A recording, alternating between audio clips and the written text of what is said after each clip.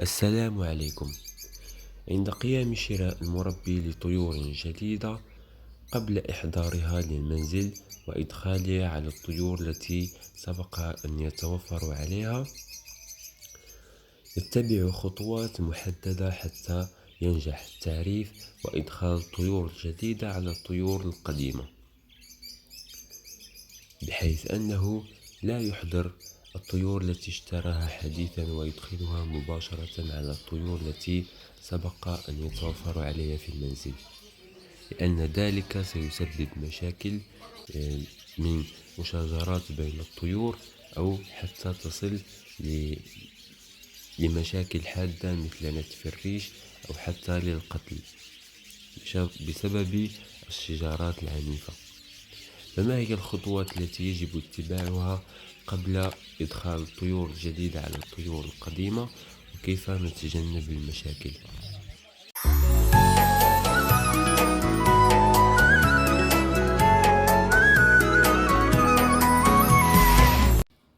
في هذا المقطع إن شاء الله سوف نشاهد مقطعين في نفس اللحظة. المقطع الأول الذي على اليمين وهو طريقة إدخال الطيور مباشرة على الطيور القديمة التي سبق توفرها في المنزل، وهي الطريقة الخاطئة.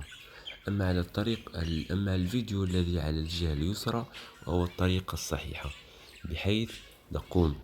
بترك الطيور الجديدة في قفص منعزل عن الطيور القديمة التي سبق أن كانت بالمنزل. سنقوم بمقارنة بين المقطعين، الطريقة الخاطئة على اليمين والطريقة الصحيحة على اليسار، فنشرح كيف يتم ذلك. كما تشاهدون في المقطع اليمين، قد قمت بإدخال الطيور الجديدة مباشرة في قفص الطيور التي سبق لي أن وضعتها في المنزل. كما تشاهدون عند تحرك الطائر الجديد قد سبب هلعا كبيرا في القفص، والطيور الذي كان سبق له التواجد في القفص أي الطيور القديمة هلعت وهي خائفة جدا ومذعورة من الطيور الجديدة.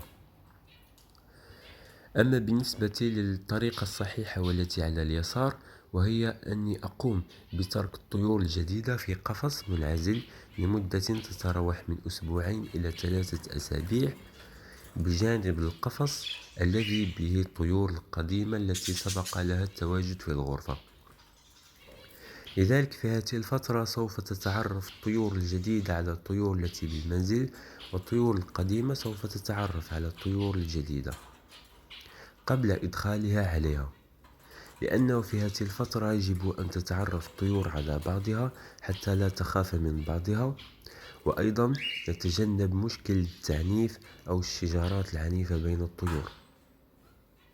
بحيث عند إدخال الطائر كما تشاهدون على الطيور القديمة التي كانت بالقفص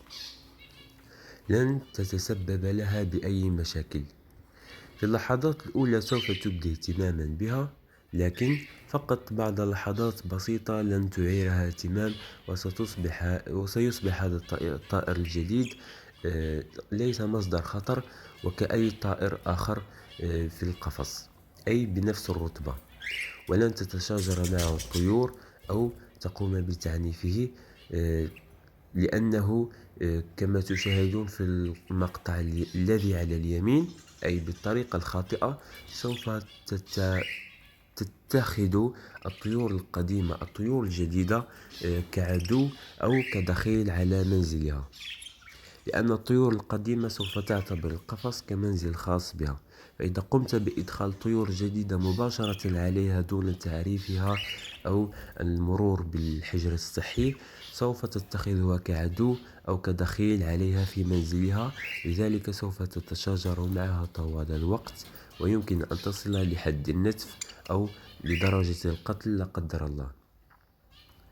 وأيضا من مزايا الخطوة الصحيحة والتي على اليسار وهي الحجر الصحي، بحيث نقوم بترك الطائر في الحجر الصحي لمدة أسبوعين ل3 أسابيع أي لشهر، حتى نتأكد من أن هذا الطائر الجديد لا يحمل أي أمراض يمكن أن تهدد سلامة الطيور التي نتوفر عليها سابقا في القفص القديم.